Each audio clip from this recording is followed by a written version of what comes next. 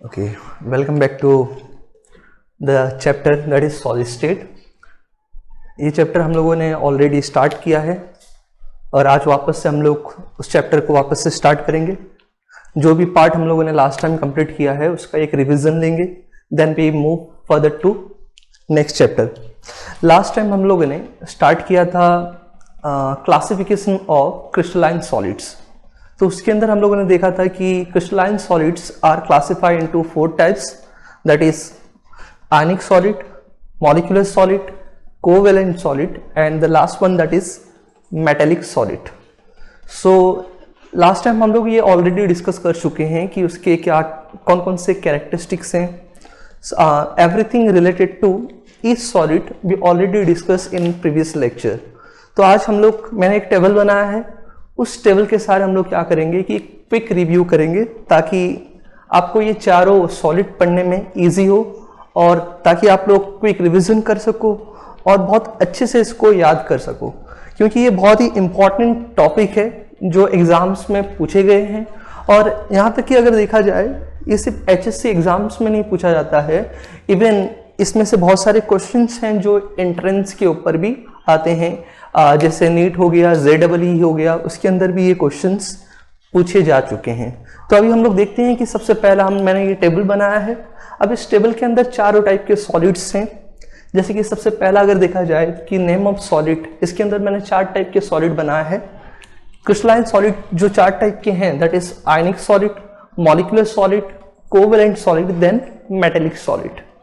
तो अभी हम लोग देखते हैं कि what are the characteristics points जो हम लोग को डिस्कस करना है।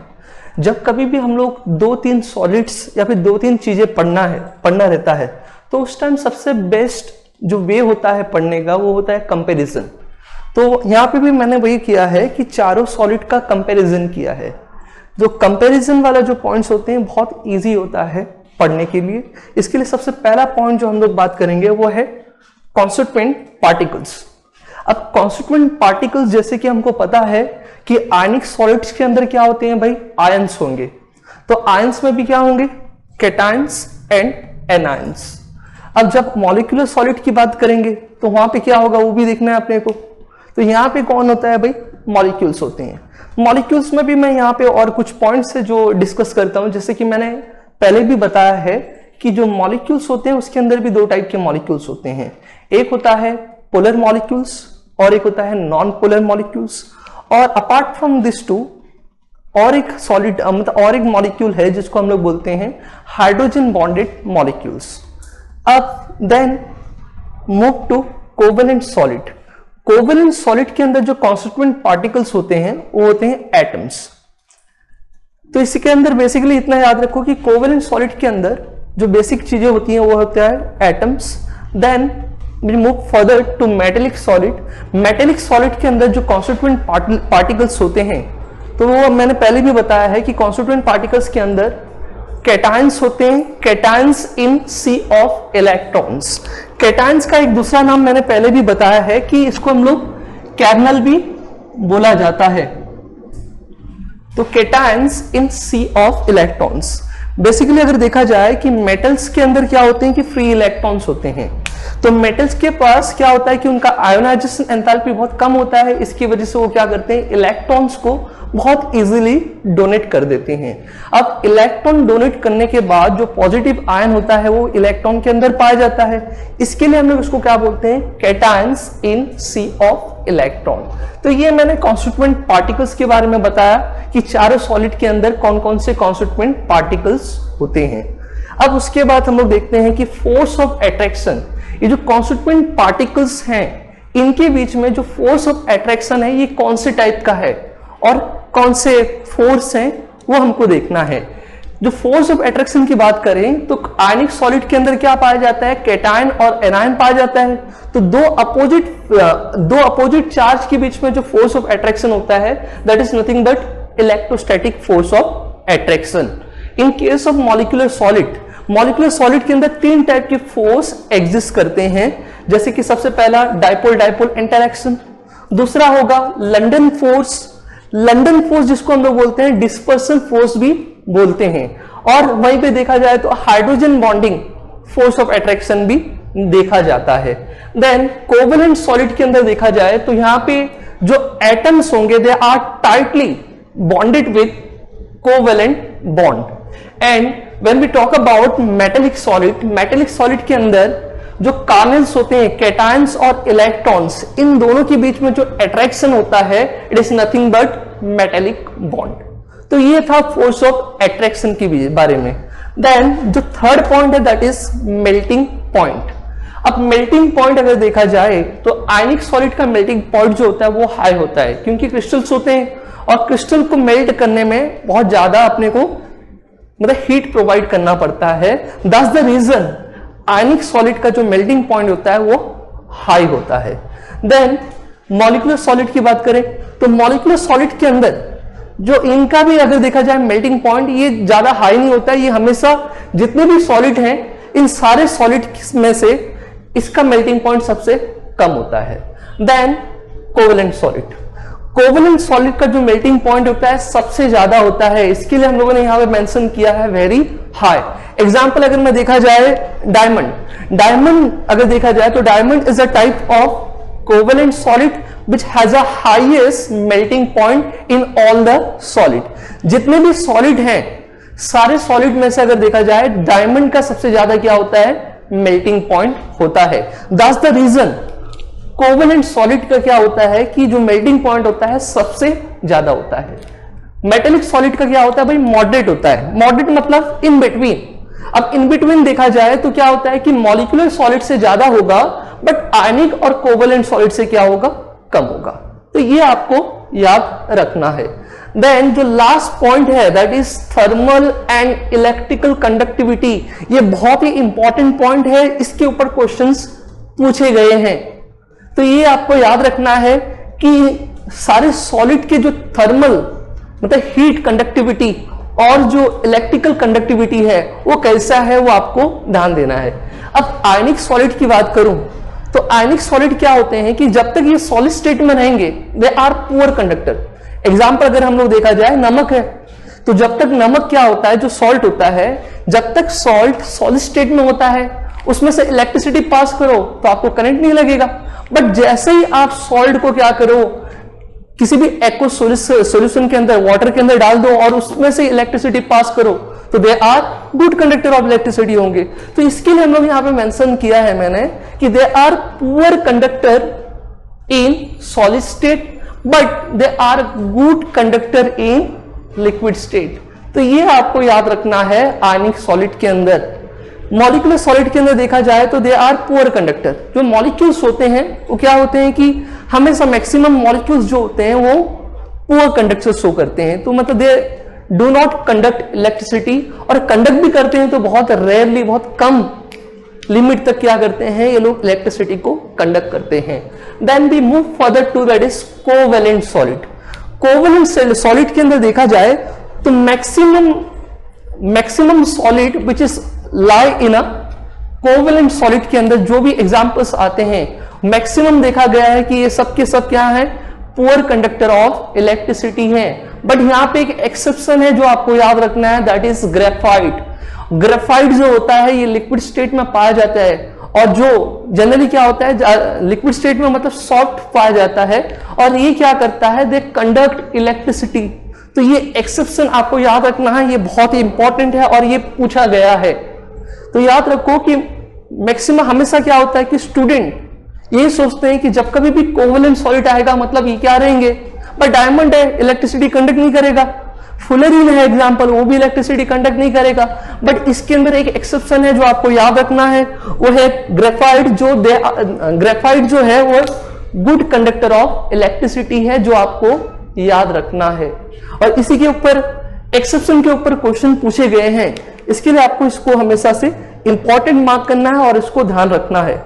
उसके बाद देखा जाए तो मेटेलिक सॉलिड। मेटल्स जो होते हैं they are good conductor of electricity as well as thermal conductivity. तो भाई वो हीट के भी गुड कंडक्टर हैं और देखा जाए तो दे आर इलेक्ट्रिसिटी के भी क्या है ये गुड कंडक्टर है। इसकी वजह से तो यही तो रीजन है जिसकी वजह से अपन क्या करते हैं जो वायर्स होते हैं उस वायर्स के अंदर हम लोग क्या यूज करते हैं भाई मेटल्स को यूज करते हैं क्योंकि they are good conductor of electricity. उसके बाद देखा जाए, और आप लोगों ने देखा होगा कि जो हम लोग कुकिंग मोस्टली जो कुकिंग्स में अपन यूज करते हैं, जो इंस्ट्रूमेंट हो गए, जो भी पेन वगैरह यूज करते हैं, वो सब किससे बने हुए होते हैं? पेन से बने हुए रहते हैं, मतलब मेटल से बने हुए रहते हैं। जो ये मेटल्स क्या होता है कि ये गुड कंडक्टर ऑफ हीट भी होता है। इसकी वजह से हम लोग क्या करते हैं, इसके लिए हम लोग ये बोलते हैं कि good conductor of electricity as well as good conductor of heat. अब जो लास्ट पॉइंट है जो आपको याद रखना है, दैट इज एग्जाम्पल। एग्जाम्पल की बात करें तो आयनिक सॉलिड के अंदर एग्जाम्पल क्या होगा भाई? NaCl होगा, KCl होगा, बहुत सारे सॉलिड्स हैं इसके अंदर, आयनिक सॉलिड के अंदर आते हैं, वो हम लोग आगे पढ़ेंगे उसके बारे में। मॉलिक्यूलर सॉलिड के अंदर देखा जाए तो एग्जाम्पल है HCl है, I2 है, CO2 है, उसके बाद अगर देखा जाए F2 है, देन आइस है। तो ये सारे एग्जाम्पल्स हैं मॉलिक्यूलर सॉलिड के। कोवेलेंट सॉलिड के एग्जाम्पल्स 3 एग्जाम्पल्स हैं जो हमारे सिलेबस के अंदर इंक्लूड है, वो आपको ध्यान देना है। दैट इज डायमंड हो गया, ग्रेफाइट हो गया, और एक एग्जाम्पल है फुलरीन। तो ये सारे एग्जाम्पल्स है कोवेलेंट सॉलिड के। और देन लास्ट में जो बच जाता है दैट इज मेटेलिक सॉलिड के एग्जाम्पल। दैट इज मेटल, जैसे आप लोगों ने देखा होगा एल्यूमिनियम हो गया, सिल्वर हो गया, गोल्ड हो गया, कॉपर हो गया। ये सारे के सारे एग्जाम्पल्स किसके अंदर आते हैं? मेटेलिक सॉलिड के अंदर। तो ये मैंने बताया कि ये जो चार्ट है आप सबको बनाना है अपने टेक्स्ट बुक में, अपने नोटबुक के अंदर, और ये चार्ट बहुत अच्छे से बनाना है और अच्छे से रिप्रेजेंट करना है, और कोशिश करना है कि रोज एक बार इसको रिवीजन करते रहो। क्योंकि ये चार्ट अगर आपको याद रहेगा तो आपको चार टाइप के जो सॉलिड से पढ़ने की जरूरत नहीं है। बस एक बार आपको क्या करना है, रिवीजन करना है, और रिवीजन करने के बाद आपको क्या करना रहेगा, इसको बस पढ़ते रहना रहेगा। और एक बार याद हो गया तो आपको फिर टेंशन लेने की जरूरत नहीं है, ये 4 के 4 सॉलिड आपको याद हो जाएंगे। तो इसको एक काम करो, आप लोग प्रिंट मतलब नोट कर लो।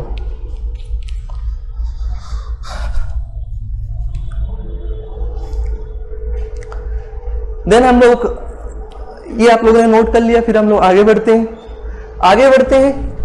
अब ये जो solids, classification of crystalline solids के बाद जो सबसे इंपॉर्टेंट टॉपिक्स है हम लोग को पढ़ना है, कुछ टर्म्स, बहुत सारे टर्म्स है जिसके बारे में हम लोग को डिस्कस करना रहेगा।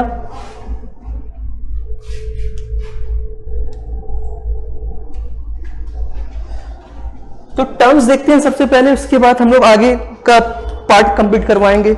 सबसे पहला कुछ टर्म्स है जो आपको याद रखना है, दैट इज सबसे पहला term that is lattice.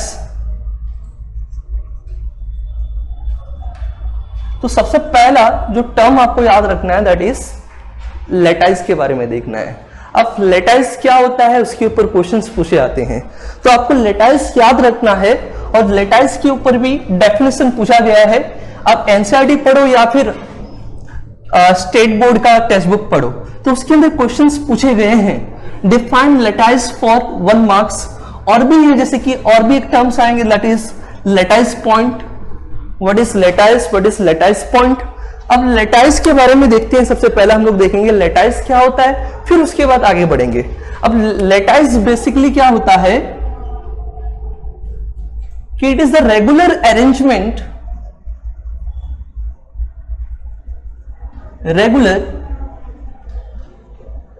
Arrangement of constituent particles.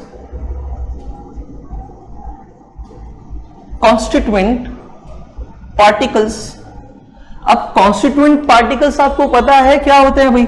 Constituent particles के अंदर एटम्स हो सकते हैं और मॉलिक्यूल्स हो सकते हैं, और क्या हो सकते हैं, एटम्स, मॉलिक्यूल्स और आयन हो सकते हैं। तो जनरली क्या होता है कि lattice is a regular arrangement of constituent particles in 3 dimensional space. तो किसी स्पेस के अंदर कॉन्स्टिट्यूएंट पार्टिकल्स को अरेंज करने के बाद जो स्ट्रक्चर बनता है, उस स्ट्रक्चर को हम लोग क्या बोलते हैं, लेटाइस। तो लेटाइस याद रखो। सबसे पहले हम लोग कोशिश करते हैं कि उसको समझने की। अब लेटाइस के बाद एक पॉइंट होता है जिसको हम लोग बोलते हैं लेटाइस पॉइंट। वो देख लेते हैं कि जो सेकेंड टर्म है दैट इज लेटाइस पॉइंट। अब लेटाइस पॉइंट और भी आसान है आपको समझना। लेटाइस पॉइंट क्या होता है कि जब कभी भी हम लोग कोई क्रिस्टल या फिर कोई लेटाइस बनाते हैं तो वो लेटाइस किससे मिलकर बन रहा है? कॉन्स्टिट्यूएंट पार्टिकल से। तो ये जो कॉन्स्टिट्यूएंट पार्टिकल्स हैं उसको रिप्रेजेंट करने के लिए हम लोग क्या यूज करते हैं? Lattice point. बोलने का मतलब है जो कॉन्स्टिट्यूएंट पार्टिकल्स है उसी को ही क्या बोला जाता है? लेटाइस पॉइंट बोला जाता है। तो याद रखो कि किसी भी लेटाइस और किसी भी क्रिस्टल के अंदर जो कॉन्स्टिट्यूएंट पार्टिकल्स होते हैं they are represent by lattice point. तो याद रखो कि constituent particles in lattice is represent by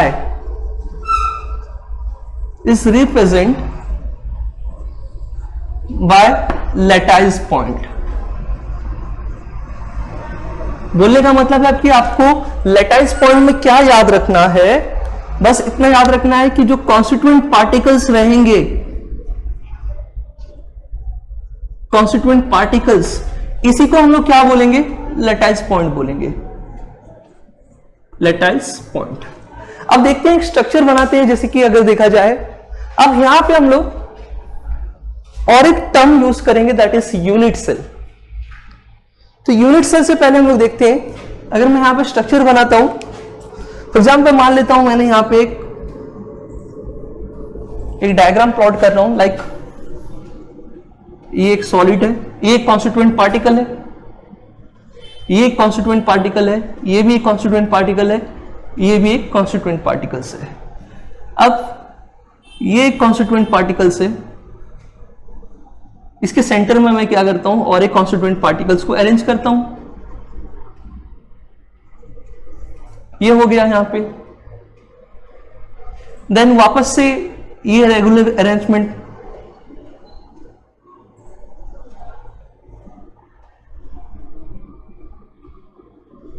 तो ये कॉन्स्टिट्यूएंट पार्टिकल्स है।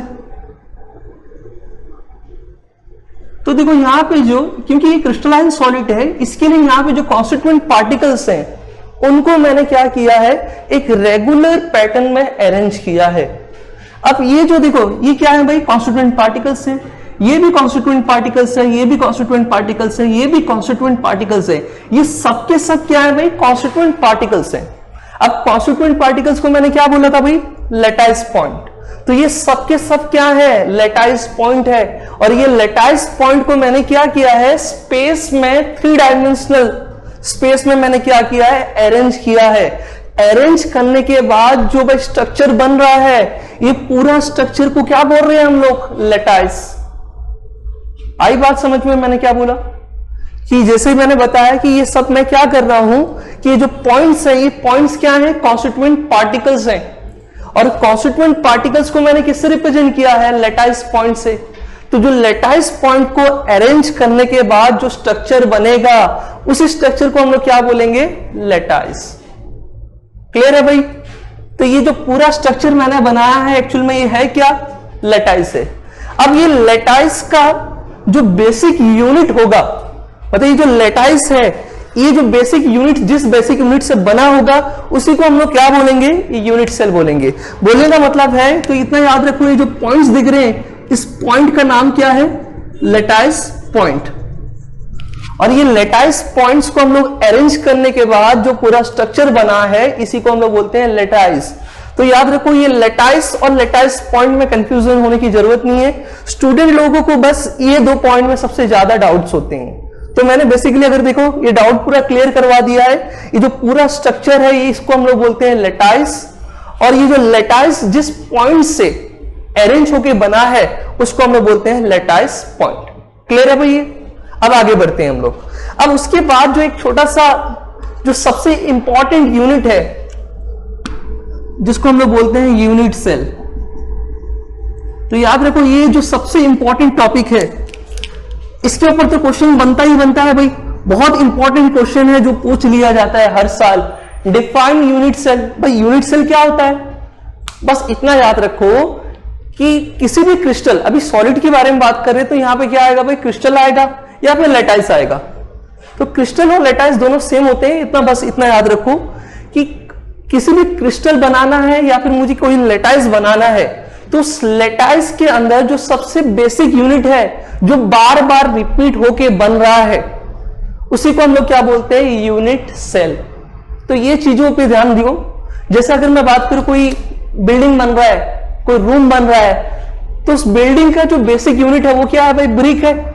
तो एक ब्रिक, बहुत सारे ब्रिक, क्या हो रहा है कि एक रैंडम अगर देखा जाए रेगुलर अरेंजमेंट में हम लोग क्या कर रहे हैं, ब्रिक्स को अरेंज कर रहे हैं, जिसके बाद क्या बन रहा है, कोई बिल्डिंग बन रहा है। तो उस बिल्डिंग का जो बेसिक यूनिट है वो क्या है भाई, ब्रिक है। सेम अगर देखा जाए कोई एलिमेंट है, तो एलिमेंट किससे बना हुआ है भाई, एटम से बना हुआ है।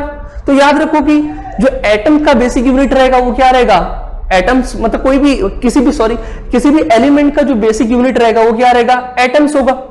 सेम अगर देखा जाए किसी भी क्रिस्टल और किसी भी लेटाइस का जो बेसिक यूनिट होगा वो क्या होगा, यूनिट सेल। तो याद रखो कि the smallest and the repeating unit of any crystal is known as unit cell. तो उसका डेफिनेशन सबसे पहले हम लोग लिख लेते हैं। तो बेसिकली अगर डेफिनेशन देखा जाए तो क्या होता है कि स्मॉलेस्ट repeating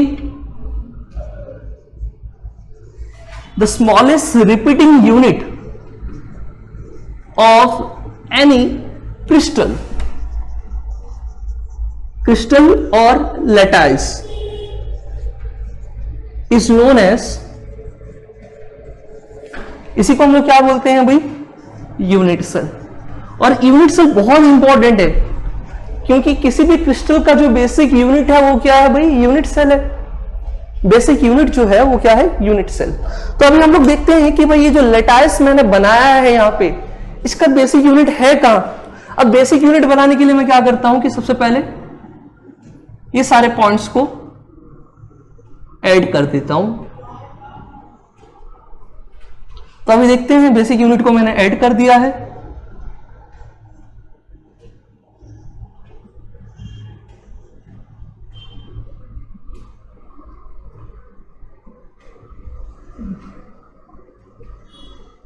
अब इसको क्या करेंगे, अपन ऐड कर देंगे।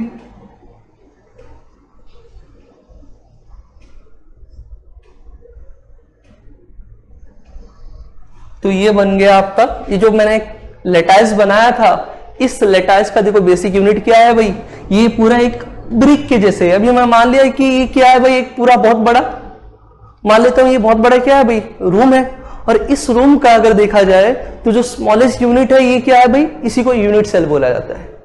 जैसे मैंने ये लेटाइस बनाया था, इस लेटाइस का जो कॉमन यूनिट है जो बार बार रिपीट हो रहा है उसी को हम लोग क्या बोलते हैं, यूनिट सेल। ये एक यूनिट सेल है। अब अगर देखना है मुझे और एक है क्या यूनिट सेल, तो वो भी देख सकते हैं, ये भी एक यूनिट सेल है।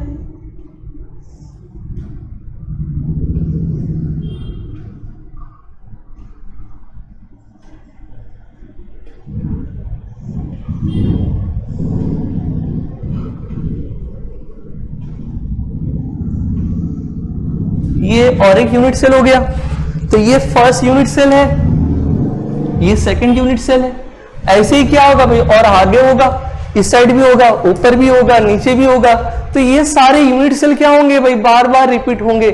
तो ये चीजें आपको याद रखना है कि किसी भी लेटाइस और किसी भी क्रिस्टल के अंदर जो सबसे स्मॉलेस्ट रिपीटिंग यूनिट होता है उसी को हम लोग क्या बोलते हैं, यूनिट सेल बोलते हैं। तो ये तीन चीजों पे आपको ध्यान रखना है और इन्हीं तीनों चीजों के ऊपर क्वेश्चंस बनते हैं। तो जैसे कि हम लोगों ने सबसे पहला पॉइंट मैंने बताया कि लेटाइस, लेटाइस के बाद मैंने देखा लेटाइस पॉइंट, लेटाइस पॉइंट के बाद मैंने देखा यूनिट सेल।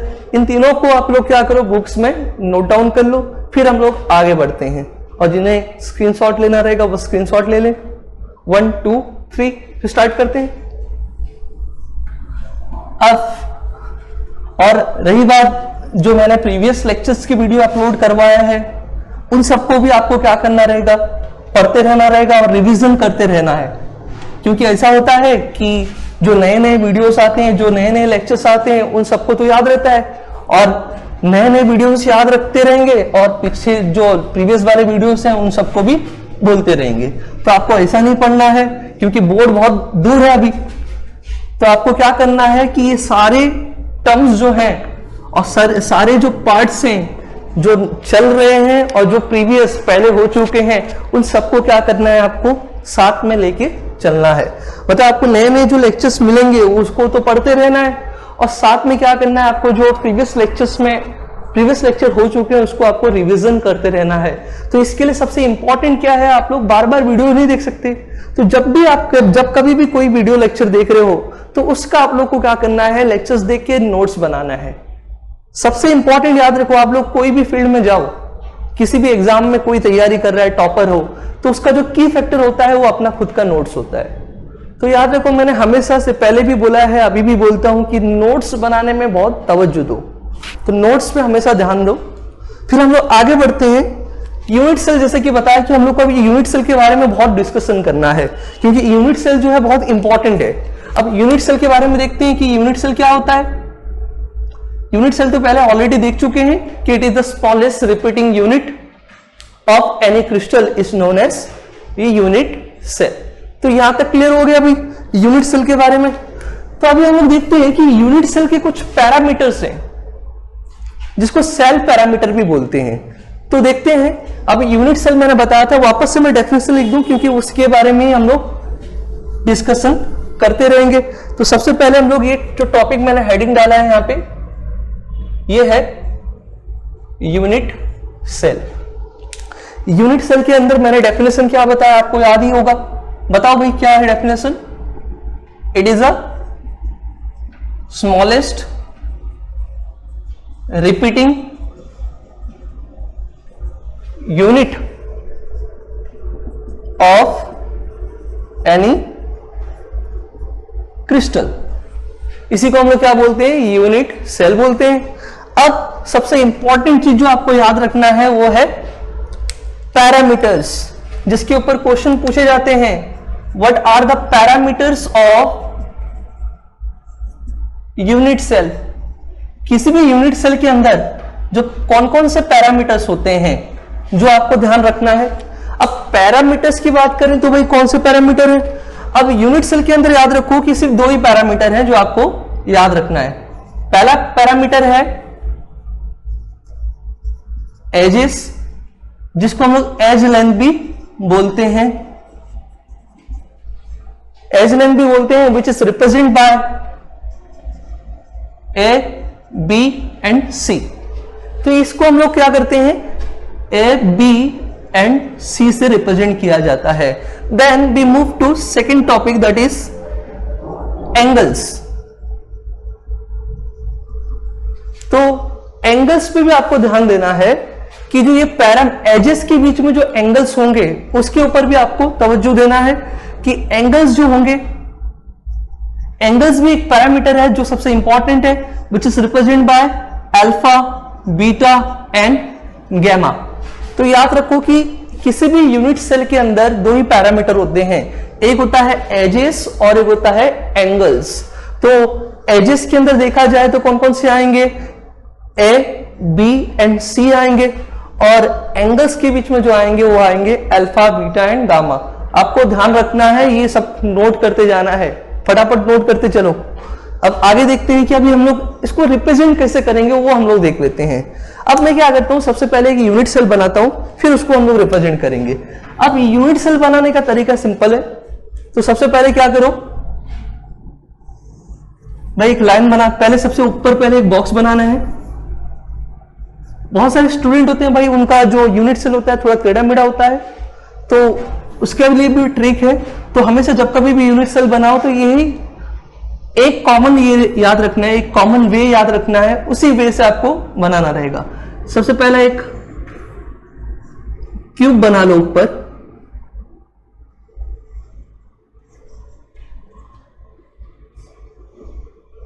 ये मैंने बना लिया है यहां पे। अब इसको मैं क्या करता हूं, नीचे ऐड कर देता हूं। ये मैंने जोड़ दिया ऐसा यहां पे। मेरा भी थोड़ा टेढ़ा मेढ़ा होता है, बट समझ के लेना है।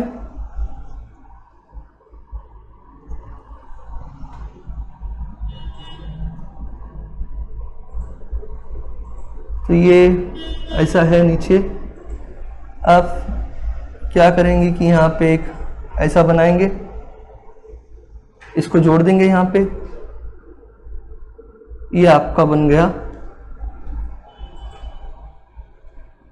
एक यूनिट सेल बन गया।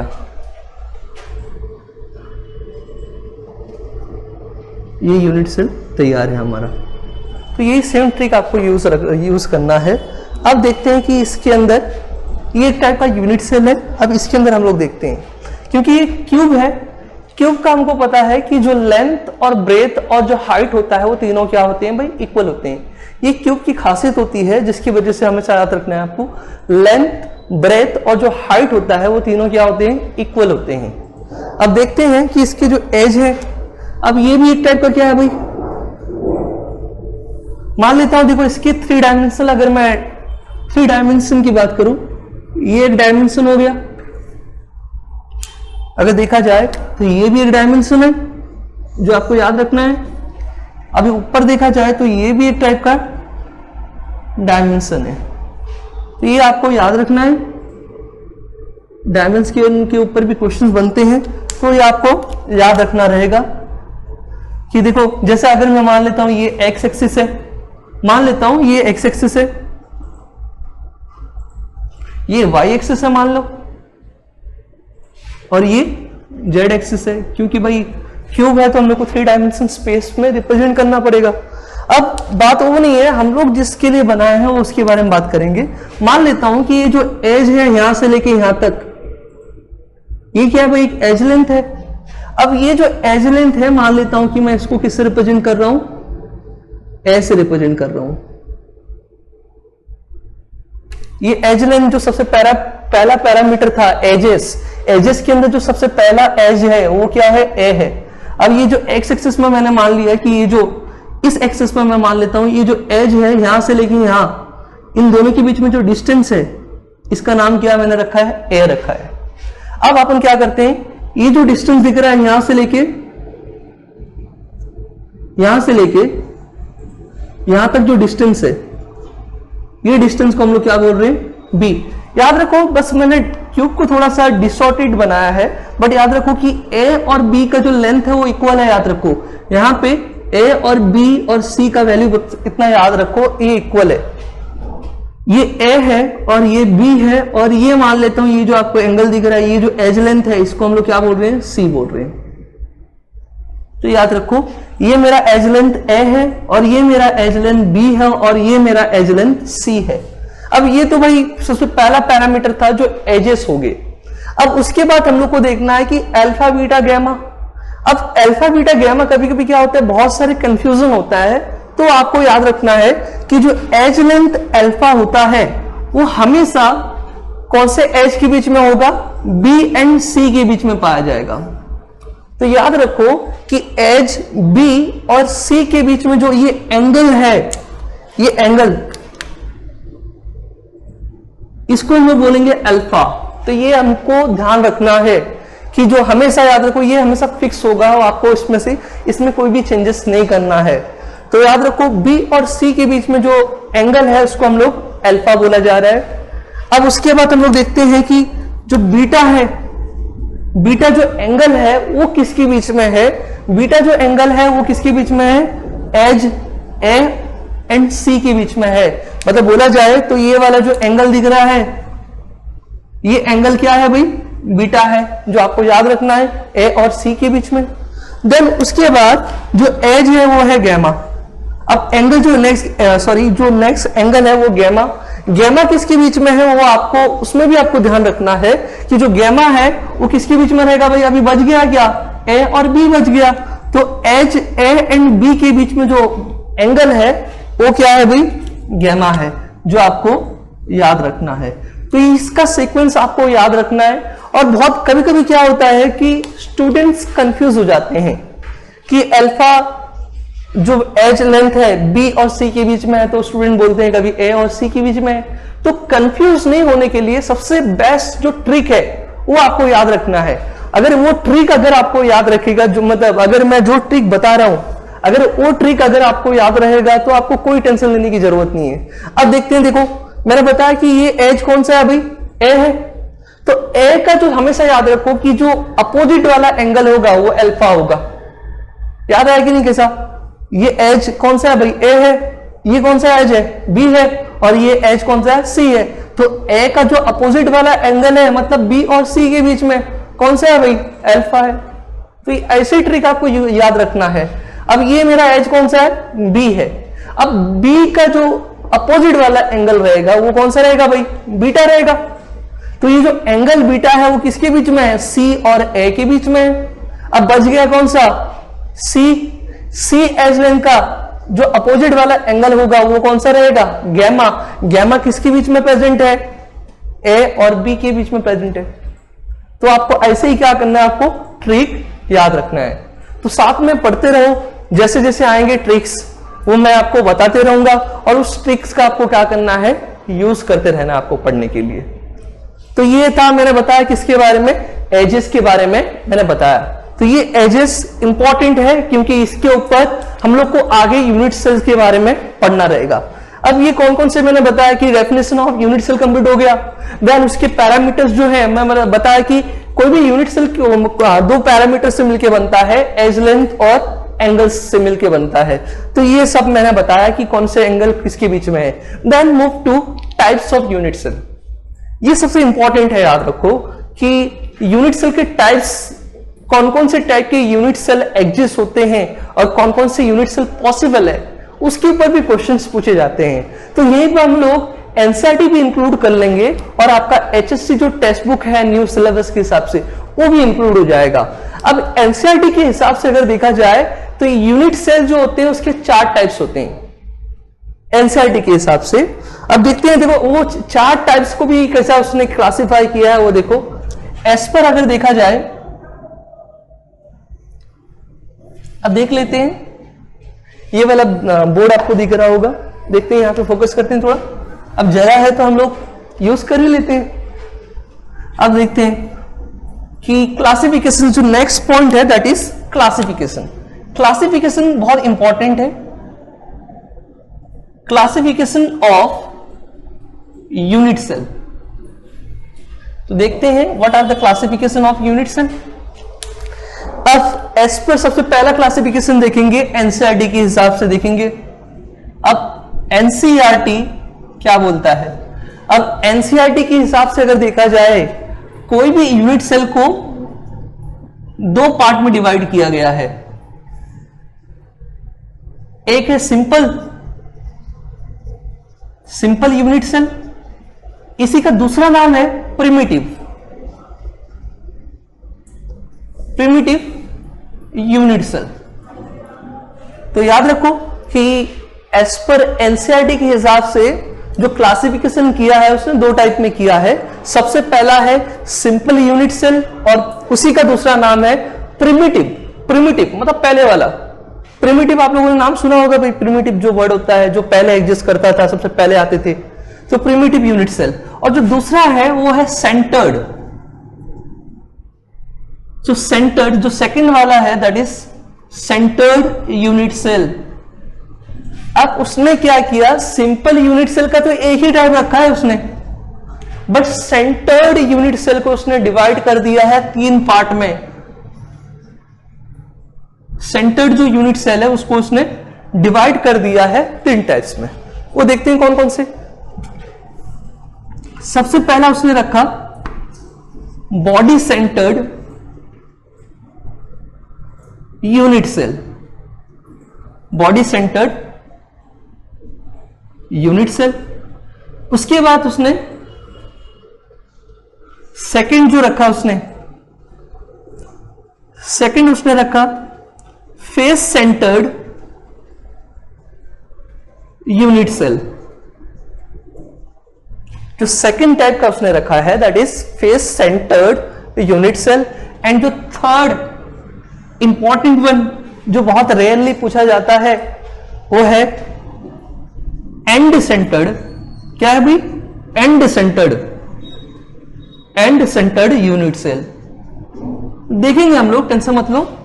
अब टोटल कितना हो गया भाई, ये 1 हो गया, ये 2 हो गया, ये 3 हो गया, ये 4 हो गया।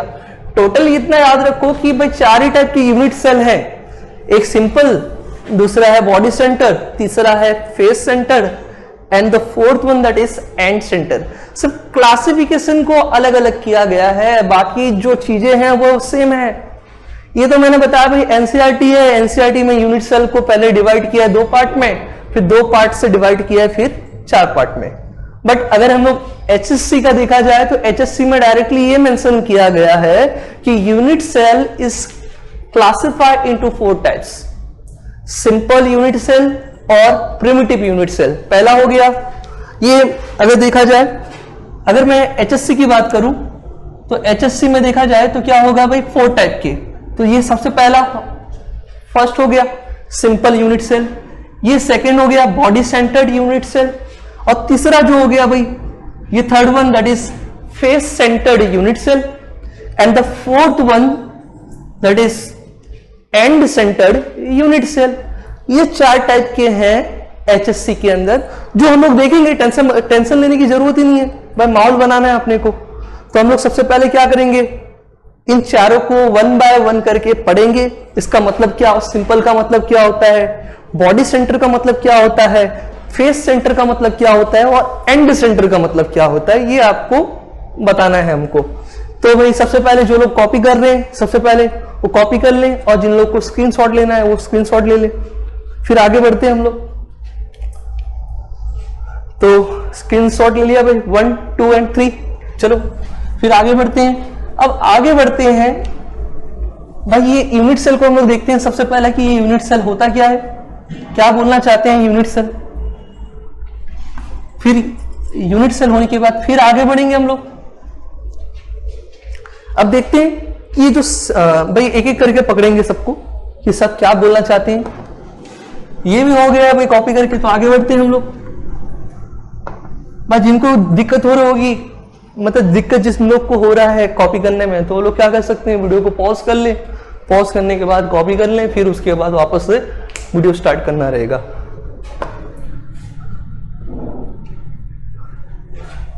चलो फिर आगे बढ़ते हैं आप लोग। फिर आगे बढ़ने से पहले अपन देखते हैं कि सबसे पहला जो यूनिट सेल था मैंने बताया कि वो कौन सा वाला है भाई, सिंपल। सिंपल का दूसरा नाम क्या है, प्रिमिटिव। प्रिमिटिव मतलब आप लोगों को मैंने पहले ही बताया जो पहले पाए जाते थे पहले जमाने में। तो सिंपल और प्रिमिटिव टाइप की यूनिट सेल, और ये बहुत ही इंपॉर्टेंट है, इसके ऊपर क्वेश्चन पूछे गए हैं। तो सबसे पहले देखते हैं भाई सिंपल और प्रिमिटिव टाइप की यूनिट सेल क्या होते हैं। भाई ये ऐसे यूनिट सेल होते हैं जिनके सिर्फ कॉर्नर्स में ही क्या पाए जाते हैं, कॉन्स्टिट्यूएंट पार्टिकल्स पाए जाते हैं। अगर देखा जाए, अब मैं डायग्राम बनाऊंगा तो सबसे पहले देखेंगे डायग्राम भी क्या बोलना चाहता है। तो सबसे पहले हम लोग डायग्राम बना लेते हैं, फिर डायग्राम के बाद अपन क्या करेंगे, कॉपी मारेंगे सबको एक एक करके। तो डायग्राम बना लेता हूं मैं यहाँ पे। सबसे पहले अपन देख लेते हैं, ये कॉपी मारता हूं सबसे पहले।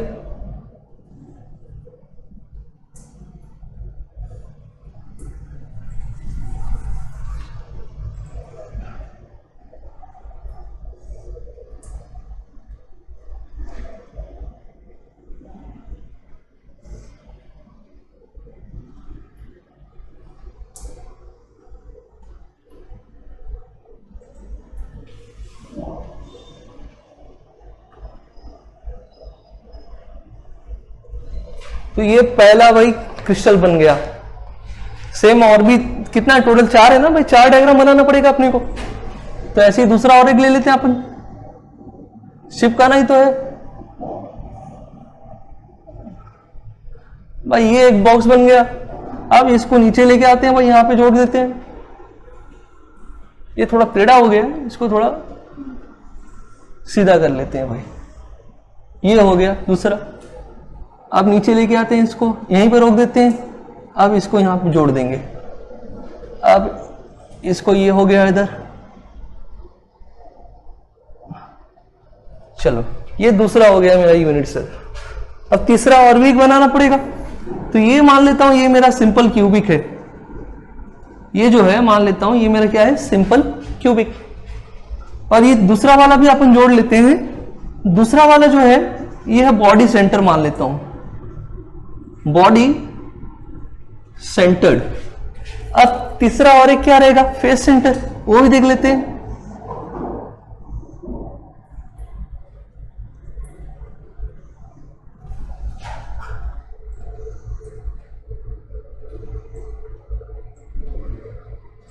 अब ये तीसरा देख लेते हैं अपन, यहाँ पे यहाँ तक आ गया, ये जोड़ लिया अपन यहाँ पे। जोड़ने के बाद इसको थोड़ा सा टेढ़ा हो गया है, अब इसको सीधा कर लेते हैं भाई।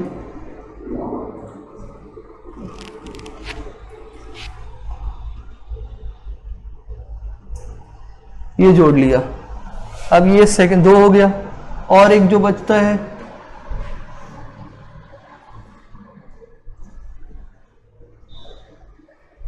ये देख लिए, जोड़ते हैं इसको, ये जोड़ लिया भाई, ये बराबर हो गया, यहां तक जोड़ लिया इसको। अब हमारा यहाँ पे 4 टाइप का क्रिस्टल मैंने यूनिट सेल बनाया है। ये सेकंड टाइप का है, ये थर्ड टाइप का जो मैंने बताया ये कौन सा है भाई, इसको अपन ले लेते हैं फेस सेंटर्ड यूनिट सेल। और ये जो फोर्थ वन है जिसको हम लोग बोलते हैं भाई, इसका नाम ही भारी है, एंड सेंटर्ड यूनिट सेल। अब इसको हम लोग देखेंगे एक एक करके। सबसे पहले हम लोग देखते हैं कि सिंपल जो है प्रिमिटिव यूनिट सेल, इसका मतलब क्या है। सिंपल प्रिमिटिव यूनिट सेल में क्या होंगे, जो कॉन्स्टिट्यूएंट पार्टिकल्स होंगे वो सिर्फ कॉर्नर्स पे होंगे। तो याद रखो, in this type of unit cell, in this type of unit cell, the constituent particles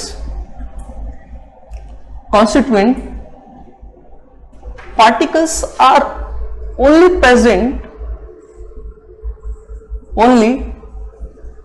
present at corner।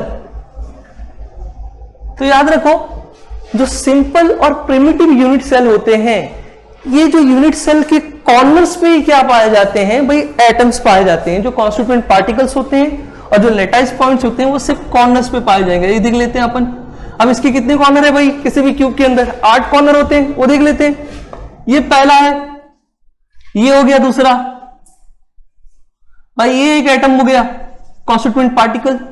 ये तीसरा और चौथा हो गया भाई, ये 5th वन, ये 6th one, this is 7th one, और दिस वन इज 8।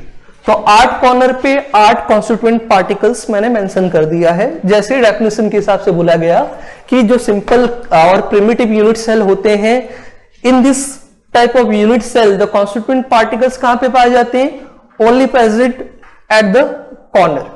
तो ये जो है सबसे सिंपल टाइप का यूनिट सेल है। देन उसके बाद हम लोग आगे बढ़ते हैं, दैट इज सेकेंड टाइप का जो यूनिट सेल है, दैट इज बॉडी सेंटर्ड। तो नाम से समझ में आ रहा है कि भाई बॉडी के सेंटर में एक होगा, बॉडी सेंटर्ड यूनिट सेल। अब बॉडी सेंटर्ड यूनिट सेल क्या बोलता है वो देख लेते हैं।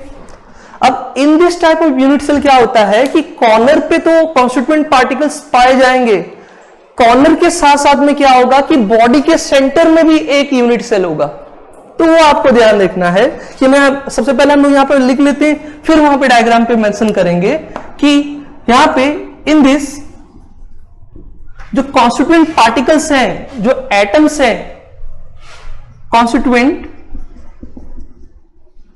पार्टिकल्स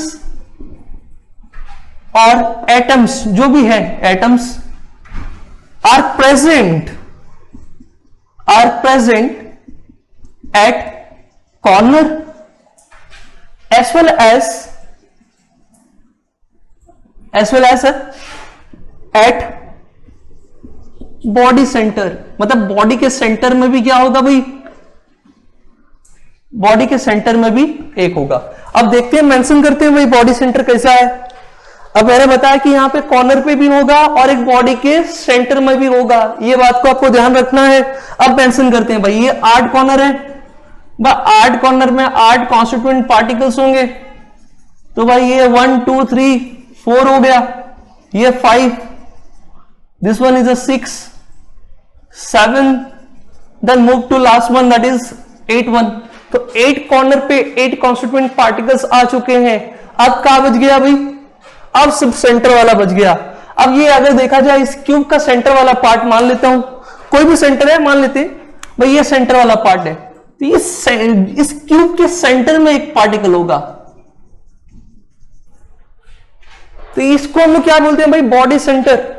और ये जो पार्टिकल होगा भाई क्या करेगा, 8 कॉर्नर से क्या करेगा भाई, जुड़ा हुआ रहेगा। इसको ऐसा देखा जाए, ऐसा हम लोग मेंशन कर सकते हैं। तो ये 8 कॉर्नर से क्या है भाई, ऐसा 8 एज है। तो आपको इतना थोड़ा ध्यान देना है।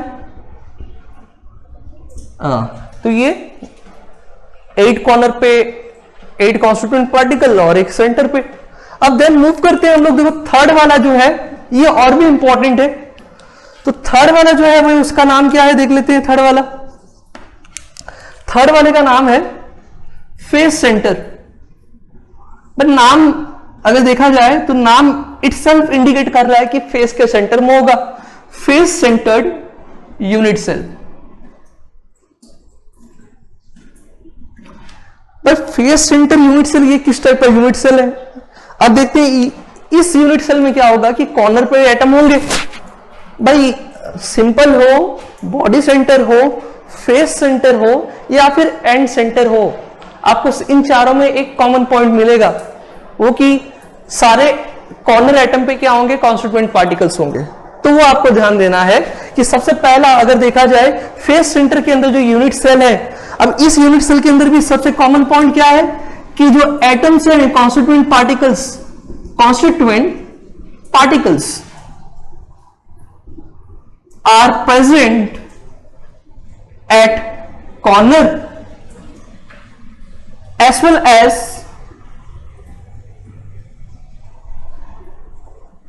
Eight centre of each face. तो हर फेस के सेंटर में क्या होगा भाई, एक कॉन्स्टिट्यूएंट पार्टिकल्स प्रेजेंट होगा। अब उसको मेंशन करते हैं भाई। यहां पे मैं देखो अगर देखा जाए तो सबसे पहले मैं बता रहा हूं कि यहां पे कहां पे प्रेजेंट है, एक कॉर्नर पे रहेगा और कहां पे होगा भाई, हर फेस के सेंटर में भी पाया जाएगा। तो आपको ये पॉइंट्स याद रखना है भाई। अभी देखते हैं, मेंशन करते हैं सबसे पहला भाई ये 8 कॉर्नर है, 8 कॉर्नर पे 8 एटम हम लोगों ने मेंशन किया कॉन्स्टिट्यूएंट पार्टिकल्स। 4 5 6, ये 7th one and this one is a 8th one. अब जो फेस, अब ये किसी भी क्यूब के अंदर फेस कितने होते हैं भाई, नंबर ऑफ फेस 6 होते हैं। तो हर फेस के सेंटर में क्या होगा, एक कॉन्स्टिट्यूएंट पार्टिकल्स होगा। तो आप जहां पे भी हो, जिस रूम में भी हो, भी के उसका जो शेप है वो भी कैसा है, क्यूब के जैसे है। और उस क्यूब का भी कितना फेस है, 6 फेस है। तो देखो आप लोगों को दिख रहा होगा 1 2 2 फेस हो गया, 3 4 5 देन 6 1। तो टोटल कितने फेस हो गए भाई, 6 फेस हो गए। और हर फेस के सेंटर में क्या होगा, एक कॉन्स्टिट्यूएंट पार्टिकल्स होगा। जैसे ये एक फेस है, ये भी एक टाइप का अगर देखा जाए तो ये भी एक क्यूब है, क्यूब का एक फेस है। इस फेस के सेंटर में भी क्या होगा, एक कॉन्स्टिट्यूएंट पार्टिकल होगा। जैसे यहां पे कॉन्स्टिट्यूएंट पार्टिकल्स होगा, सेम और भी जो 5 फेस है उनके सेंटर में भी क्या होगा, एक कॉन्स्टिट्यूएंट पार्टिकल्स होगा, जो आपको ध्यान देना है। तो अभी देखो यहां पे सबसे पहले हम लोग काउंट करते हैं कि फेस कहां कहां पे है। तो थोड़ा आपको इमेजिन करना पड़ेगा कि देख लेते हैं। सबसे पहला देखो ये ऊपर वाला, ये जो है ये ऊपर वाला क्यूब है, तो इसके सेंटर में एक होगा। तो ये मान लेता हूं 1 हो गया। तो मेंशन भी करते चलते हैं 1। भाई ये साइड वाला फेस दिख रहा है आपको, ये वाला, ये सेकंड फेस है। तो इसके सेंटर में भी, ये सेंटर कहां है भाई, ये सेंटर है, ये सेकंड ले लिया मैंने। अब नीचे वाले भी चलते हैं। देखो ये आपको दिख रहा होगा, this one is a third phase, नीचे वाला फेस। तो इसका सेंटर कहां है भाई, ये है, ये थर्ड वन।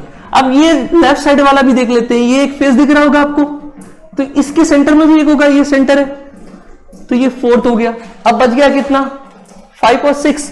कौन सा फेस बचा है भाई, फ्रंट वाला बचा है और बैक साइड वाला बचा है। देखो ये फ्रंट है भाई, ये फ्रंट है, 1 2 3 4, ये एक फेस हो गया। तो ये फ्रंट वाला फेस है, तो इसका सेंटर मान लेता हूं ये है सेंटर। तो ये 5th वाला हो गया।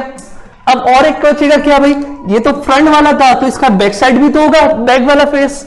तो बैक वाला फेस कौन सा है, ये वाला है, दिख रहा होगा। ये 1 2 3 4, इन चारों को जोड़ा जाए तो ये बैक वाला फेस आएगा। अब ये इसका सेंटर कहां है भाई, ये सेंटर है। तो इसको मेंशन कर लेता हूं 6। समझ में आया भाई, 6 फेस है और सारे 6 फेस के सेंटर में क्या है, एक कॉन्स्टिट्यूएंट पार्टिकल्स हैं, जो आपको याद रखना है। अब आगे बढ़ते हैं। जो लास्ट टाइप का यूनिट सेल है दैट इज एंड सेंटर, ये बहुत रेयर है, मतलब बहुत कॉमन नहीं है। ये जो तीन है ना ये कॉमन है, ये रेयर है, तो आपको याद रखना है। सिलेबस में है, इसके लिए इसको भी थोड़ा बहुत फाइनल टेस्ट दे देते हैं कि क्या क्या है मेंशन किया जाता है इसके अंदर। अब जो लास्ट वन है, fourth one, that is end centred, end centred unit cell. अब एंड सेंटर्ड यूनिट सेल में भाई एक कॉमन है, मैंने बताया कि पहला कॉमन क्या है, in this unit cell the constituent particles is present at corner. तो सबसे पहले कॉन्स्टिट्यूएंट, भाई ये पॉइंट हमको याद रखना है कि constituent particles present at corner as well as, अब ये याद रखना है आपको, any two opposite face of centre. तो याद रखो यहां पे any centre of any two opposite face. तो ये पॉइंट याद रखो कि क्या बोल रहा हूं मैं, कॉन्स्टिट्यूएंट पार्टिकल्स पहले कहां पे है, कॉर्नर पे है, और साथ में कहां पे प्रेजेंट रहेंगे, कोई भी दो अपोजिट फेस के सेंटर में प्रेजेंट होंगे। अब हमारे पास टोटल नंबर ऑफ फेस कितने हैं भाई, 6 है। अब 6 का अगर अपोजिट फेस देखा जाए तो कितने बनेंगे, 3 बनेंगे। अब ये फ्रंट फेस है, तो इस फ्रंट का जो अपोजिट फेस रहेगा वो सामने वाला रहेगा। सेम ऊपर जो है, ऊपर का जो अपोजिट फेस रहेगा वो नीचे वाला रहेगा, और ये जो राइट साइड का अपोजिट फेस क्या रहेगा, लेफ्ट साइड वाला रहेगा। तो कोई भी दो अपोजिट फेस के सेंटर में क्या होगा, 2 पार्टिकल होंगे। तो इसके लिए हम लोग बोल रहे हैं कि constituent particles present at corner as well as centre of any 2 opposite face. यहां पे हम लोग को 6 फेस को कंसीडर नहीं करना है, सिर्फ 2 ही फेस को कंसीडर करना है जो अपोजिट डायरेक्शन में होंगे। अब इसको मेंशन करते हैं, आपको और भी डायग्राम से मेंशन करेंगे तो आपको बहुत अच्छे से समझेगा। अब सबसे पहले देखो, मैंने बताया कि कॉर्नर पे है, कॉर्नर पे कितने आइटम हो गए भाई, 8 कॉर्नर है, तो 8 कॉन्स्टिट्यूएंट पार्टिकल्स यहां पर प्रेजेंट होंगे, बराबर। 8 फेस मतलब 8 कॉर्नर है, तो 8 कॉर्नर पे 8 कॉन्स्टिट्यूएंट पार्टिकल्स प्रेजेंट है। Apart from this and centre में क्या होगा भाई, कोई भी 2 अपोजिट फेस में कॉन्स्टिट्यूएंट पार्टिकल्स होंगे। अब देखो कोई भी अपोजिट की बात करूं तो भाई देखो, ये जो ऊपर वाला फेस है, इस ऊपर वाला फेस का अपोजिट फेस कौन सा होगा, नीचे वाला होगा। ये साइड वाला जो लेफ्ट साइड वाला अपोजिट फेस है, ये जो लेफ्ट साइड वाला फेस है, इसका अपोजिट फेस कौन सा होगा, राइट साइड वाला होगा। और जो सामने मतलब जो पीछे वाला है फेस, इस फेस का अपोजिट फेस कौन सा होगा, फ्रंट वाला फेस होगा। तो इसमें अपने को एंड सेंटर में अपने को 6 फेस कंसीडर नहीं करना है, सिर्फ 2 फेस कंसीडर करना है जो अपोजिट होंगे। तो याद रखो, इनमें से मैं ऊपर नीचे वाला भी ले सकता हूं, ये लेफ्ट और राइट साइड वाला भी, मतलब लेफ्ट और राइट साइड वाला भी ले सकता हूं, और मैं फ्रंट और बैक साइड वाला भी यूज कर सकता हूं। ये आपके ऊपर चॉइस है कि आप तीनों में से कोई भी ले लो। अब मैं इसमें क्या करता हूं कि फ्रंट मतलब जो ऊपर वाला है, ऊपर वाला और नीचे वाला डाउन वाला ले लेता हूं।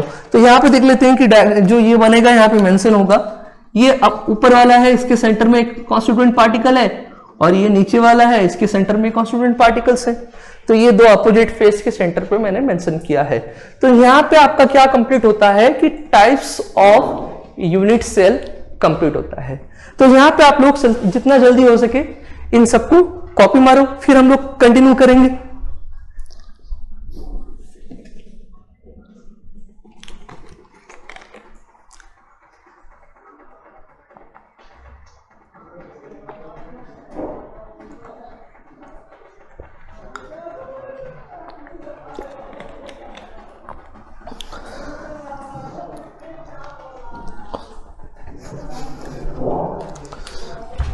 आई थिंक सब लोगों ने कॉपी कर लिया होगा, तो हम लोग आगे बढ़ते हैं। चलो आगे की ओर बढ़ते हैं। अब हम लोग देखते हैं कि यूनिट सेल के भी टाइप्स हैं बहुत सारे, यूनिट सेल के भी बहुत सारे टाइप्स हैं। ये तो बेसिक मैंने बताया कि 4 टाइप की यूनिट सेल पॉसिबल है। अब अपार्ट फ्रॉम 4 यूनिट सेल अगर देखा जाए, अगर मैं सेल पैरामीटर्स का अरेंजमेंट करता हूं, जैसे मैंने पहले भी बताया है कि किसी भी यूनिट सेल के अंदर दो पैरामीटर होते हैं, एक एजेस होता है और दूसरा होता है एंगल्स। तो इन दोनों का अरेंजमेंट के हिसाब से अगर देखा जाए तो there are 7 types of unit cell possible है। तो उसी को हम लोग 7 टाइप के लेटाइस, 7 टाइप के क्रिस्टल लेटाइस भी बोलते हैं, याद रखो।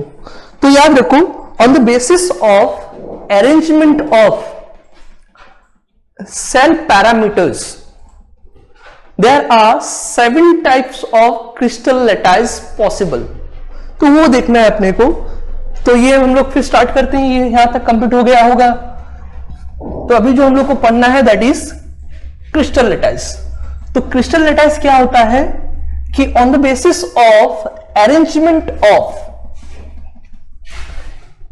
cell parameters or the parameters of unit cell there are 7 types of crystal or lattice possible, जिसको हम लोग बोलते हैं क्रिस्टल लेटाइस, जिसको हम लोग बोलते हैं। अब आगे देखते हैं कि कौन कौन से हैं जिससे पॉसिबल होगा। सो अभी देखते हैं कि क्रिस्टल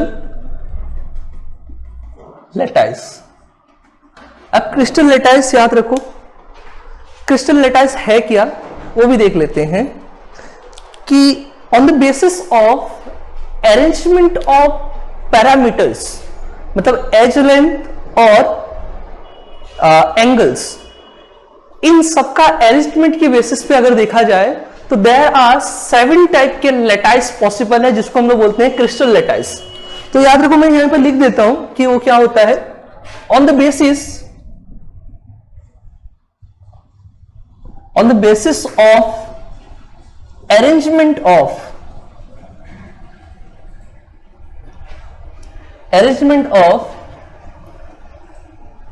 edges and angles,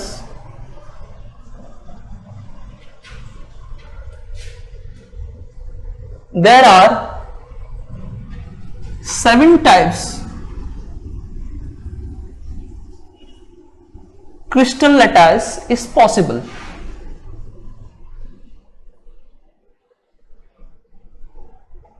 तो वो कौन कौन से हैं उसी को हम लोग को याद रखना है, और ये बहुत इंपॉर्टेंट है क्योंकि इसके ऊपर क्वेश्चंस पूछे गए हैं भाई। अब कौन कौन से क्रिस्टल लेटाइस हैं, उसके एज लेंथ क्या है, उनके एजेस क्या हैं, ये इंपॉर्टेंट है भाई, क्योंकि इसके ऊपर बहुत बार ऐसा हुआ है कि क्वेश्चंस पूछे गए हैं भाई, एमसीक्यूज में पूछे गए हैं, इवन एनसी अगर देखा जाए एंट्रेंस एग्जाम में बहुत बार क्वेश्चन पूछे गए हैं। आपको कोई भी एक क्रिस्टल लेटाइस दे दिया जाएगा और बोला जाएगा कि भाई इसका एज लेंथ और इसका आप मतलब एंगल्स बताओ। तो देखते हैं, मैंने बताया कि कितने टाइप के हैं भाई, 7 टाइप्स के। अब 7 टाइप्स को याद रखने के लिए सिंपल सा तरीका मैं बताऊंगा, वो ट्रिक है जो आपको याद रखना है। वो ट्रिक से आपको याद रखना है, कैसे एग्जाम्पल याद रखेंगे आप लोग। अब जो ट्रिक है वो याद रखो, हम लोग को देना है क्या है भाई, कॉमन टेस्ट देना है भाई। 12 पढ़ने के बाद हम लोग को क्या देना रहेगा, एंट्रेंस एग्जाम देना रहेगा, और उस एंट्रेंस एग्जाम को क्या बोलेंगे, कॉमन टेस्ट।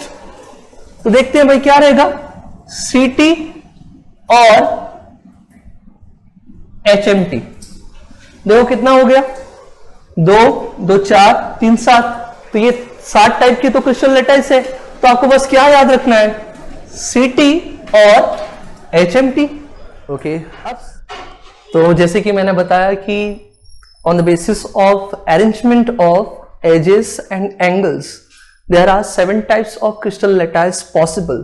तो उसको याद रखने के लिए मैंने एक ट्रिक बताया है, जैसे कि आपको याद रखना है CT और HMT। तो CT 2 2 एंड ये 3 कितने हो गए, 7 हो गए। तो सबसे बेसिक ट्रिक है, यही ट्रिक से आपको मैं जैसे बताऊंगा वैसे ही आपको ट्रिक को क्या करना है, याद करना है। और आपको इसमें कुछ भी आपको अपना दिमाग नहीं लगाना है। तो जैसे जैसे मैं बताऊंगा वैसे ही आपको क्या करना रहेगा, याद करते रहना रहेगा। तो अभी हम लोग आगे की ओर बढ़ते हैं, CT और HMT। अब CT क्या होता है और क्या है, और HMT क्या है वो देख लेते हैं। अब CT का अगर देखा जाए तो C स्टैंड फॉर, सबसे पहले हम लोग देखते हैं यहाँ पे क्रिस्टल लेटाइस। इस कॉलम में हम लोग को क्या लिखना रहेगा, कौन से क्रिस्टल लैटाइस से उनके नाम लिखना रहेगा। इसके अंदर हम लोग देखेंगे एजेस, इसके अंदर हम लोग देखेंगे एंगल्स, और इसके अंदर हम लोग देखेंगे ब्रेविस लैटाइस। और वो हम लोग देखेंगे बाद में कि व्हाट इज ब्रेविस लैटाइस, तो वो देखेंगे व्हाट इज ब्रेविस लैटाइस के बारे में, वो हम लोग डिस्कस करेंगे, वो एक अलग टॉपिक है। बट सबसे पहले हम लोग ये जो 3 कॉलम है उसको हम लोग फिल करते हैं, वो क्या है। अब देखते हैं, आपको टेंशन लेने की जरूरत नहीं है क्योंकि इसके ऊपर क्वेश्चंस बनते हैं। फिक्स होता है कि हर साल एक क्वेश्चन आइदर एचएससी में आएगा या फिर एंट्रेंस एग्जाम में होता है। हम लोग देखेंगे वो कौन सा क्वेश्चन है जो आया है, वो भी देख लेते हैं। तो सबसे पहले हम लोग स्टार्ट करते हैं क्रिस्टल लैटाइस। सबसे पहला, जैसे कि मैंने बताया कि सी, ये यहीं पर लिख लेता हूं मैं सबसे पहला, सीटी और एचएमटी। जैसे कि बताया कि ये सी, ये टी है, ये ओ है, ये आर है, और ये एच है, ये एम है, और ये टी है। तो ये सी टी और एच एम टी आ गया। अब सी से क्या स्टार्ट होता है वो हम लोग देख लेते हैं। सी से स्टार्ट होता है क्यूबिक, ये है क्यूबिक। सी से क्या स्टार्ट हो रहा है भाई, क्यूबिक स्टार्ट हो रहा है। टी से क्या स्टार्ट होगा वो भी देख लेते हैं, tetragonal. T stand for tetragonal. उसके बाद हम लोग को देखना है O stand for orthorhombic, orthorhombic. R stand for rhombohedral. नाम थोड़ा कॉम्प्लिकेटेड है बट 1-2 बार पढ़ोगे तो इजी हो जाएगा, आपको याद रह जाएगा। तो सी से क्यूबिक हो गया, टी से टेट्रागोनल हो गया, ओ से ऑर्थोरोम्बिक हो गया, आर से रोम्बोहेड्रल हो गया। उसके बाद भाई एच से क्या आएगा, एच से आएगा हेक्सागोनल। ये कॉमन है जो आपको याद रखना है, एच से क्या आएगा, हेक्सागोनल।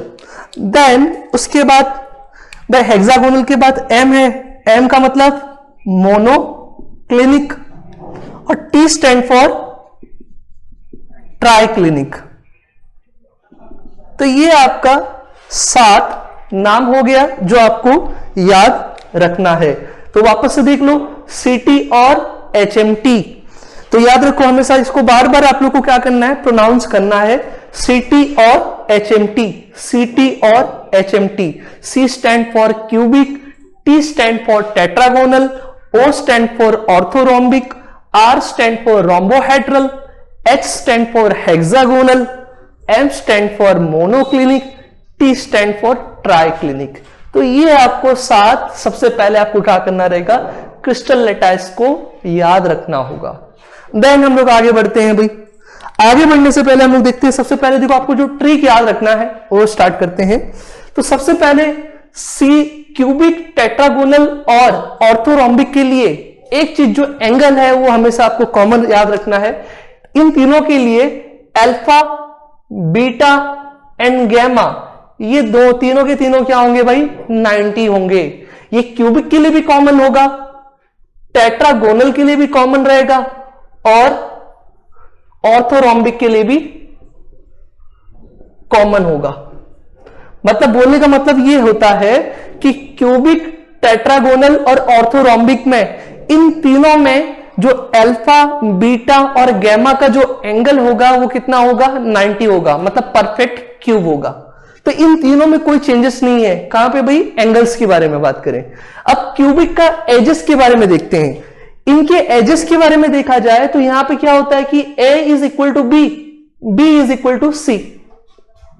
तो जैसे मैं बता रहा हूं आपको वैसे ही आपको क्या करना है, याद करना है, क्योंकि याद करना बहुत कॉम्प्लिकेटेड होता है। और साथ का आपको एजेस भी याद रखना है, एंगल्स भी याद रखना है। तो याद रखो क्यूबिक के अंदर a is equal to B is equal to C, मतलब तीनों का लेंथ, ब्रेथ एंड हाइट जो है वो क्या है, तीनों के तीनों इक्वल है। और साथ में अल्फा, बीटा और गामा भी क्या है भाई, इक्वल है। तो ये आपको याद रखना है। अब अपन क्या करेंगे कि टेट्रागोनल पे ए, बी और सी तीनों को तो इक्वल नहीं कर सकते। अब इसमें क्या होगा, थोड़ा सा मॉडिफिकेशन करेंगे। अब मॉडिफिकेशन क्या करेंगे कि ए और बी को इक्वल कर देंगे और सी को क्या करेंगे, नॉट इक्वल टू बी कर देंगे। तो यहां पे क्या हो जाएगा, B is not equal to C. तो चेंजेस दिख रहा होगा आपको। तो मैंने क्या किया भाई, अब तीनों में अपन क्या करते हैं, यहां पे भी a is equal to B is equal to C कर रहा हूं, यहां पे भी मैं a is equal to B is equal to C लिख दे रहा हूं। अब चेंजेस क्या कर रहे हैं, देखो कि क्यूबिक में तीनों इक्वल है, टेट्रागोनल में क्या हो रहा है कि a is equal to B but not equal to C. अब ऑर्थोरॉम्बिक में क्या होगा कि ये तो पहले से ही अनइक्वल था और ये भी अनइक्वल हो जाएगा। तो ये समझ में आया आप लोगों को कि क्यूबिक में a is equal to B is equal to C, tetragonal में a is equal to B not equal to C. Orthorhombic में तीनों के तीनों क्या है भाई, अलग है, मतलब a is not equal to B not equal to C. तो ये हो गया आपका, क्या हो गया भाई, ऑर्थोरॉम्बिक। अब अपन क्या करते हैं, अभी आगे मूव करते हैं। रोम्बोहेड्रल में क्या होता है कि a is equal to B is equal to C होता है। रोम्बोहेड्रल में ये वाला वापस से रिपीट हो रहा है, जो एंगल है, जो फर्स्ट वन वाला एंगल था क्यूबिक का, जो क्यूबिक का जो एजेस था, ये वापस से क्या हो रहा है कि रोम्बोहेड्रल में रिपीट हो रहा है। तो a is equal to B is equal to C. But rhombohedral में अभी क्या होगा कि एंगल्स चेंज होंगे, क्योंकि तीनों में सेम था। अब फोर्थ में क्या होगा, चेंजेस होगा। अब फोर्थ में चेंजेस ये होगा कि यहां पे alpha is equal to beta is equal to gamma not equal to 90। मतलब यहां पे क्या होगा कि जो अल्फा, बीटा और गामा, इन तीनों के तीनों का जो एंगल होगा वो 90 नहीं होगा, मतलब 90 से अलग होगा। तो यहां पे याद रखो कि एज लेंथ जो है, एजेस है, a इक्वल टू बी और इक्वल टू सी है, बट जो एंगल है, तीनों के तीनों एंगल क्या है, अलग है। तो ये रोम्बोहेड्रल है जो आपको याद रखना है। Then we move further, that is hexagonal. Hexagonal के केस में क्या रहेगा कि वापस से हम लोग क्या करेंगे भाई, थोड़ा सा चेंजेस लेंगे। अब चेंजेस में क्या होगा कि a is equal to B is not equal to C. वापस से क्या हो गया भाई, ये जो टेट्रागोनल वाला है ये वापस से रिपीट हो गया।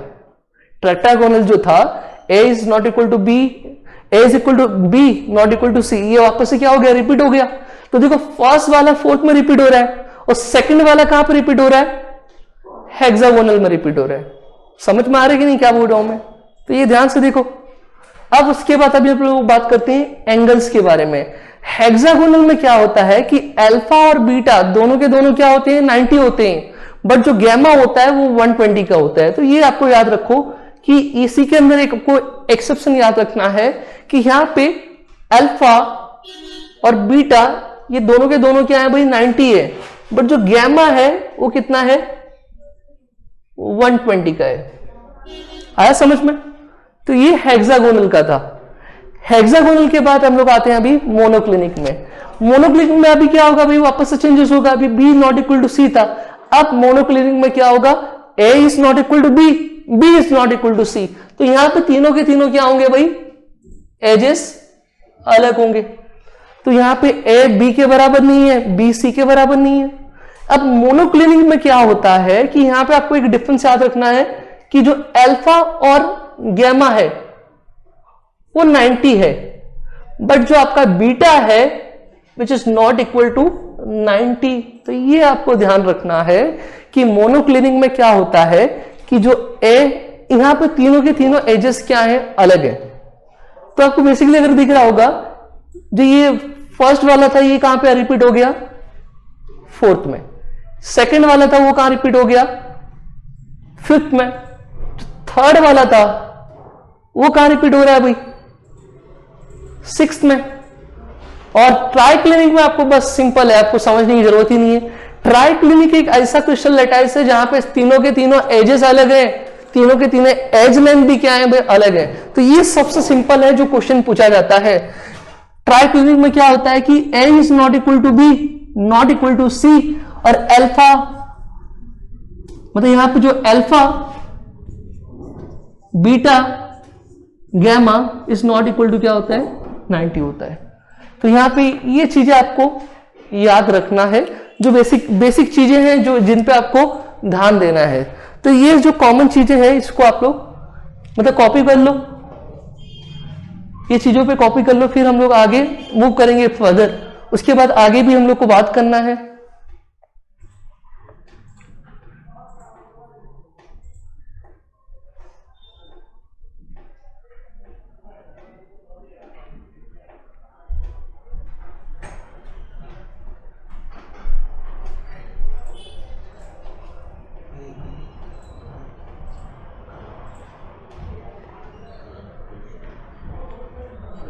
तो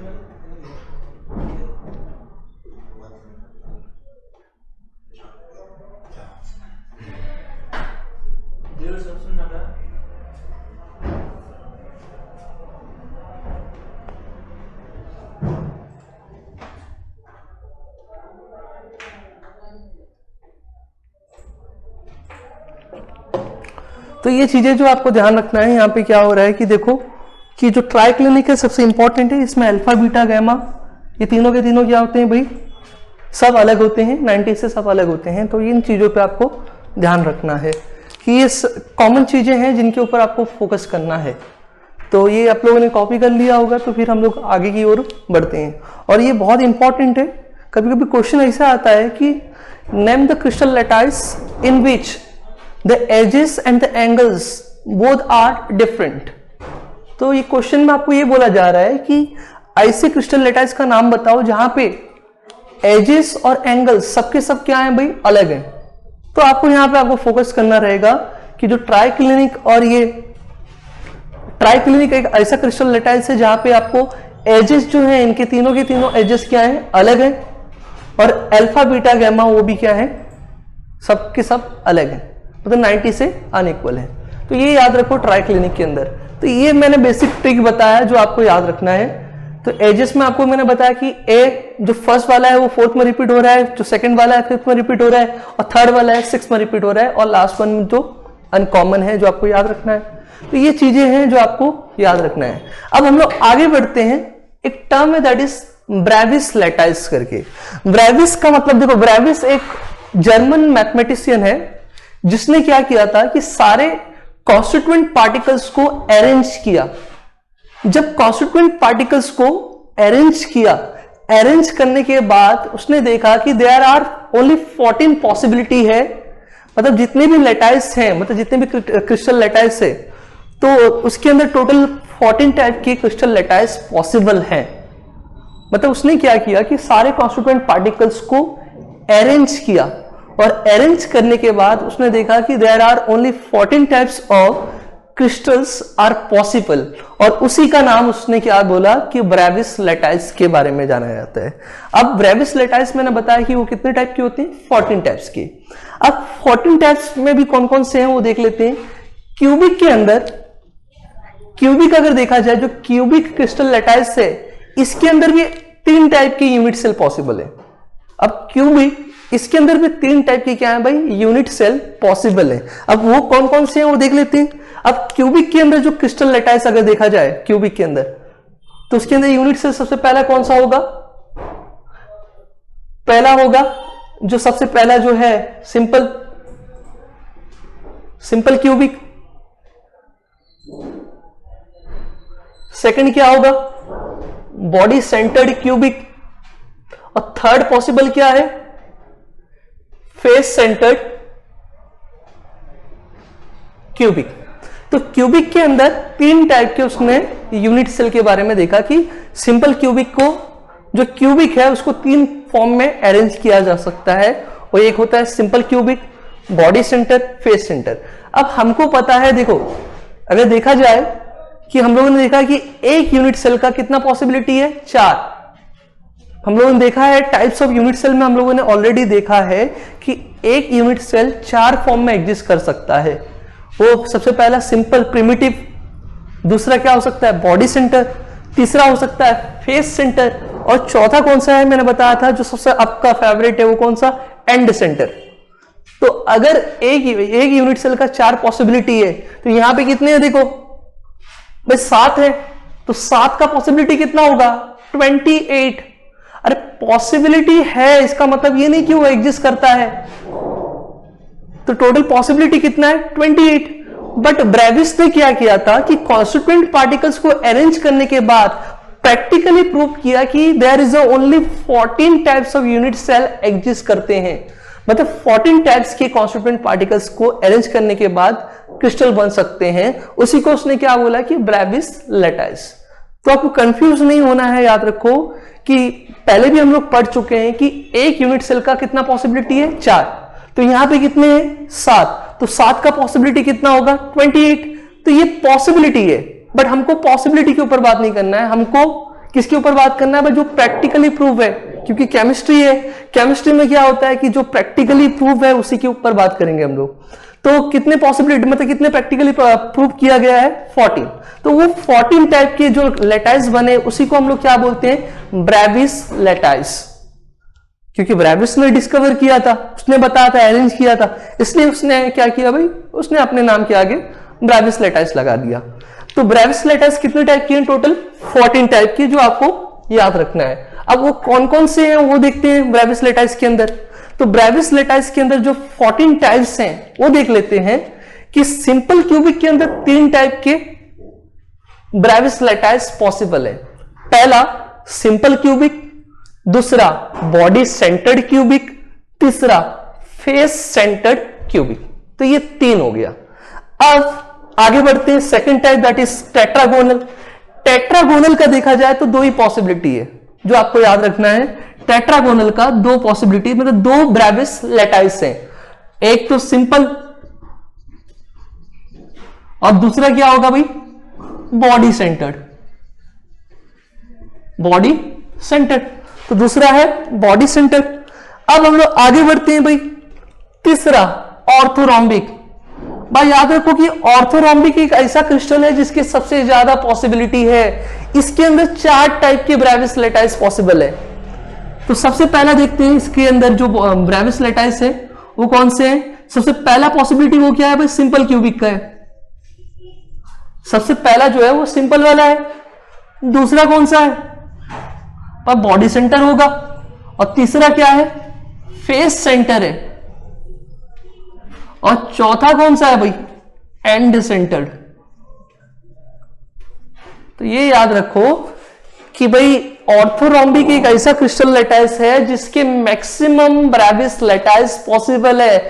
वो कितने हैं भाई? 4। उसके बाद हम लोग आगे बढ़ते हैं रोम्बोहेड्रल। रोम्बोहेड्रल का पॉसिबिलिटी भाई एक ही है। रोम्बोहेड्रल का पॉसिबिलिटी की बात किया जाए तो एक है, वो कौन सा भाई? सिंपल और प्रिमिटिव। उसके बाद हम लोग देखते हैं भाई हेक्सागोनल का भी पॉसिबिलिटी कितना है? एक ही है। उसी को हम लोग बोलेंगे सिंपल और प्रिमिटिव बोलेंगे भाई। उसके बाद कौन सा आता है? मोनोक्लिनिक। भाई मोनोक्लिनिक का यहां पे 2 पॉसिबिलिटी है। ध्यान देना कि 2 है, 2 में भी आपको थोड़ा कंफ्यूज होता है कि 2 है तो बेसिकली स्टूडेंट क्या बोलता है? एक सिंपल होगा, दूसरा क्या होगा? बॉडी सेंटर होगा। बट प्रैक्टिकली अगर देखा जाए तो यहां पर ऐसा नहीं होता है। पहला तो है सिंपल, जिसको हम लोग प्रिमिटिव भी बोलते हैं, बट जो सेकंड बॉडी सेंटर होना चाहिए, बट सेकंड यहां पे बॉडी सेंटर नहीं है, वो क्या है? And centred. ये आपको ध्यान रखना है, जो सबसे ज्यादा क्वेश्चन इसके ऊपर पूछा जाता है। इसके ऊपर क्वेश्चन पूछा जाता है, स्टूडेंट क्या करता है? बॉडी सेंटर मार्क करके आता है, वहीं पे आपको क्या होता है? -1 मार्क्स मिल जाता है। तो याद रखो कि मोनोक्लिनिक एक ऐसा है जिसके अंदर 2 ब्रेविस लेटाइस पॉसिबल है। एक सिंपल है और दूसरा क्या है? And centre. तो ये याद रखना है आपको। और ट्राइक्लिनिक का तो एक ही पॉसिबिलिटी है, वो है सिंपल। सिंपल मतलब इसका दूसरा नाम क्या है भाई? प्रिमिटिव। तो देखते हैं, अभी देखते हैं कितना ब्रेविस लेटाइस हुआ, काउंट करते हैं भाई। क्यूबिक का कितना हो गया?